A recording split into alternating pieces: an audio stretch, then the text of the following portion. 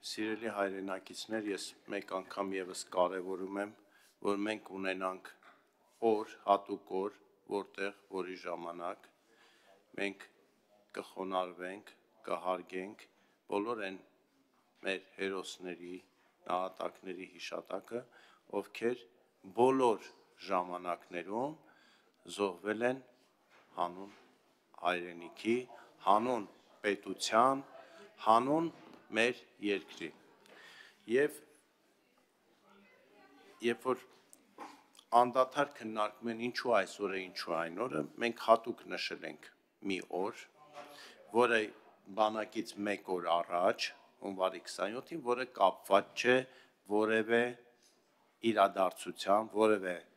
ռազմական գործողության, որևէ պատերազմի հետ։ Ինչու՞։ Որովհետև ես հատուկ ես ասում եմ մեր 44-օրյա պատերազմում զոհվածների, հարազատների, ծնողների համար, որոնք ցավոք սրտի վերջին շրջանում, երբ որ լուրերով հայտնեցին, որ ես եւ պարոն Ռուբինյանը նման նախաձեռնությամբ եմ հանդես եկել, սև PR-ի շրջանակներում, չգիտես ինչու, հասել ենք այնտեղ, երբ որ մեր նահատակների հիշատակի օրը կարող է նման PR-ի առիթ դառնալ, ծնողներին փորձեցին համոզել, որ թե այս ամենը անում է միայն նրա համար, որ սեպտեմբերի 27-ը չնշենք։ Նախ սիրելի ծնողներ, հերոսների ծնողներ, սեպտեմբերի 27-ը որևէ ձևով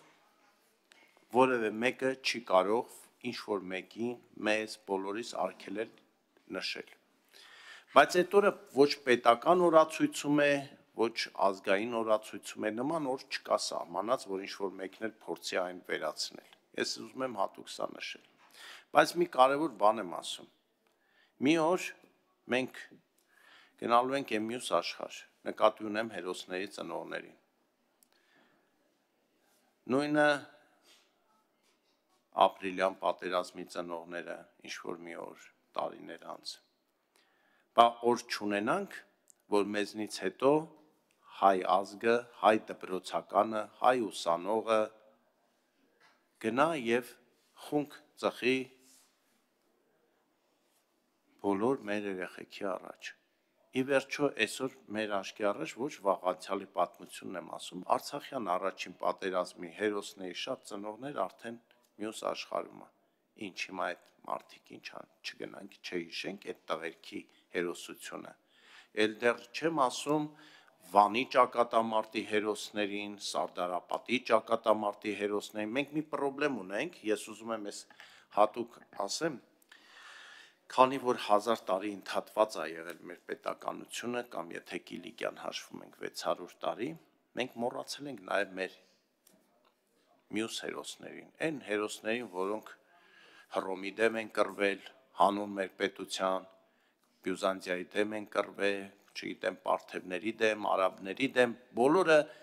եղել են 18, 20, 25 տարեկան տղաներ, որոնք իրենց կյանքը դրել են այս մեր պետության համար։ Մենք ընդհանրապես առաջարկում ենք ունենալ օր, երբ բոլոր այդ հերոսներին մենք կհիշենք, պարոն Ռուբինյանը արդեն ասեց։ Դպրոցներում հատուկ միջոցառումներ կանեն, դպրոցներից դուրս, համալսարաններում, հիմնարկներում, ինչի՞ չէ, մենք պետք է սովորենք հարգել մեր նահատակներին։ Ցավոք սրտի,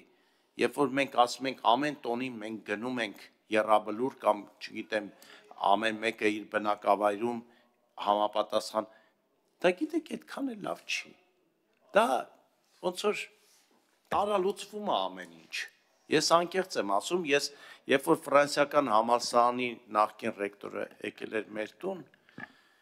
ես այս հատուկ եմ ուզում ասել տարբերություն նշել։ Ես իր ասած խոսքից ես ամաչեցի, որովհետև ինքը եկել էր մեզ փոփելու, ինձ, մեր ընտանիքին,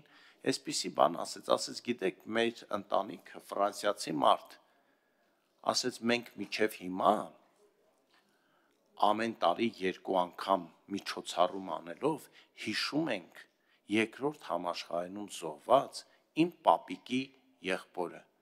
Ու ես սկսեցի մտածել, իսկ մեր որ ընտանիքում ենք հիշել Սարդարապատում զոհված մեր պապին, մեծ պապին, երկրորդ համաշխարհայինում զոհված մեր պապին, մենք դեռ նոր շատ բաներ պիտի սովորենք, այդ թվում եւ մեր նահատակներին իրապես հարգելը։ Էսա ես ավարտելով ելույթս ասեմ, որ ես կողմ եմ եւ տեսնում եմ, որ ինչ